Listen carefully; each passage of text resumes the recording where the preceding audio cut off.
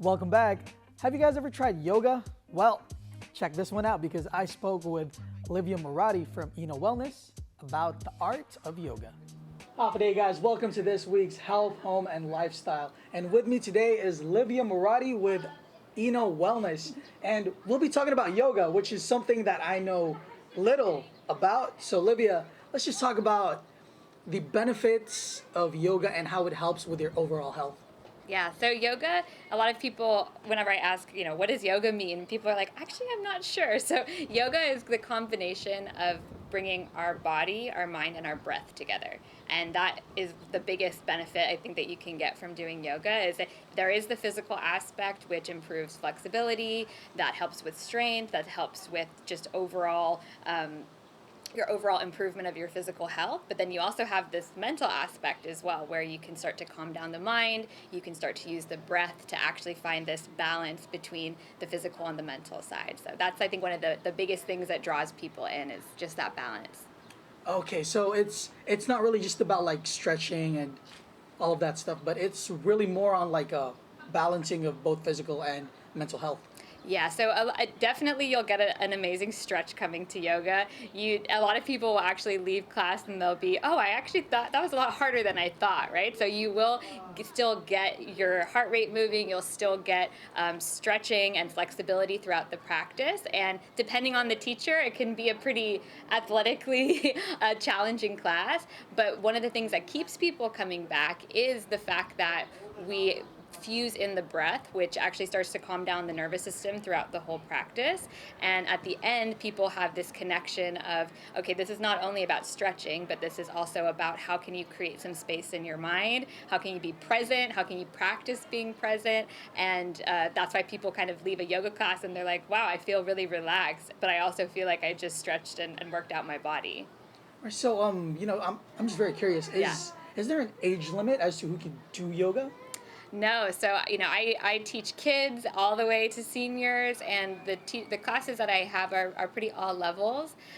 One of the benefits or the things that you can do within yoga, not only can you modify pretty much every pose, but you can use different props. So you can use yoga blocks, you can use yoga straps, you can use different props that will actually help support any potential injuries or support any of the other poses throughout yoga. So I definitely recommend it.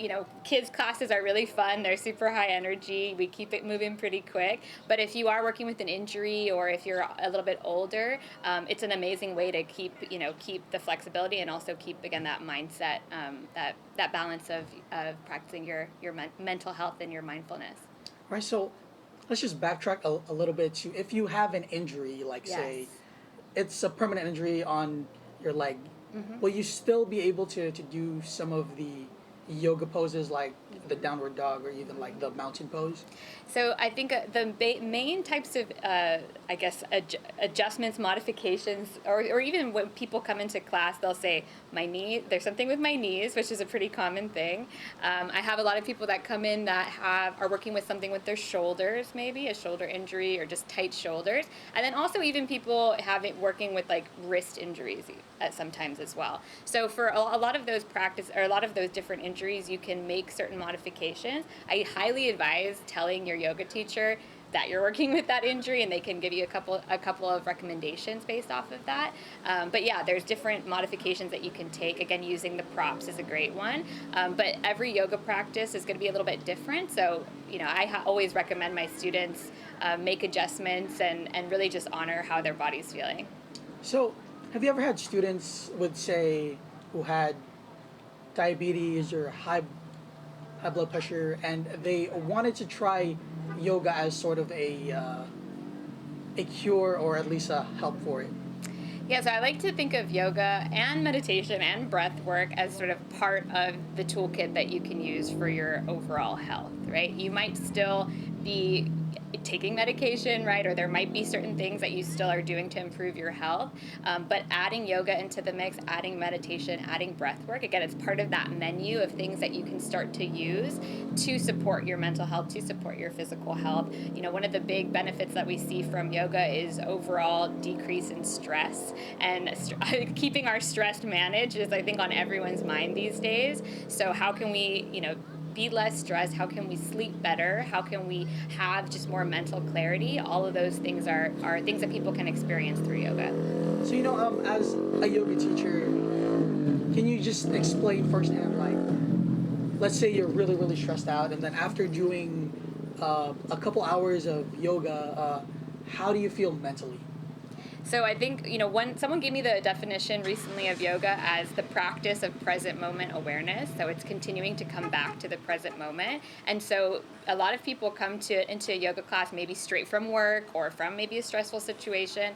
And so through the practice, you're focusing on nothing else really but your breath, your movement, and coming back to the present moment. And even doing that for an hour class or even for a 30-minute class, you start to just create that mental space, that mental clarity.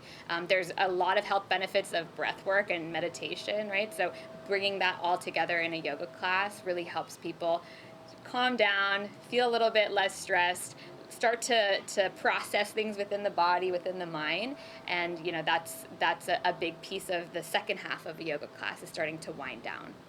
Right. So let's just backtrack a little bit to the physical aspect of it. Yeah. How physically fit do you have to be to actually do the yoga poses? So I would say it's, depending on the kind of level of yoga class you're going into. For example, I teach a lot of beginners, I teach all levels, and, I teach beginner workshops as well. And so we start off with just sort of the foundational poses that are designed for, pretty much everyone to be able to do, but again, at different, with different modifications, right?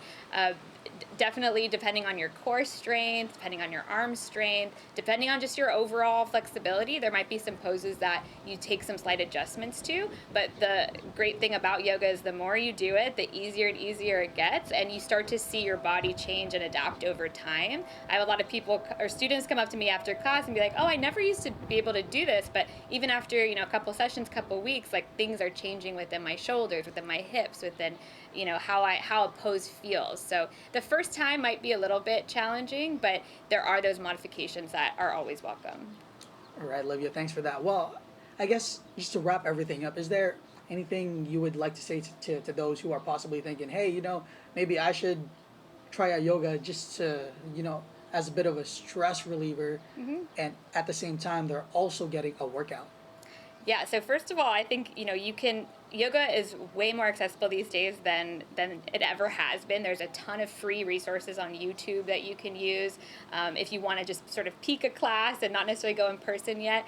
I do teach beginner yoga workshops, as I mentioned, so if you've taken under 5 classes, it's nice to be able to go into an experience where everyone's new, right? So everyone's taking, has never done it before or is still new to their yoga journey. But I definitely recommend, giving it a try, being open to it. Let your teacher know that it's your first class or that you're a beginner, and there'll be little modifications that you can take throughout.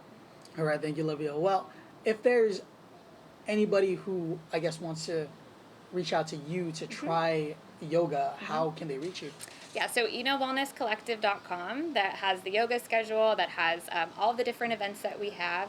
We do have a beginner yoga workshop on May 28th over at Two Lovers Point in collaboration with Guam Behavioral Health and Wellness and Guam Time. So that's perfect if someone just wants to get started and wants to be around all beginners. So yeah, I'd highly recommend that event. Well, guys, there you have it. Just a little quick explainer of what yoga actually is. And I did not actually know that it's also a mental thing. I always thought yoga was a physical thing. But it's more than a stretch. It is more than a stretch. Thank you so much, Livia, for this wonderful conversation. And we'll see you guys next time for Health, Home, and Lifestyle. And when we come back, Jason and our friends at Remax Diamond Realty.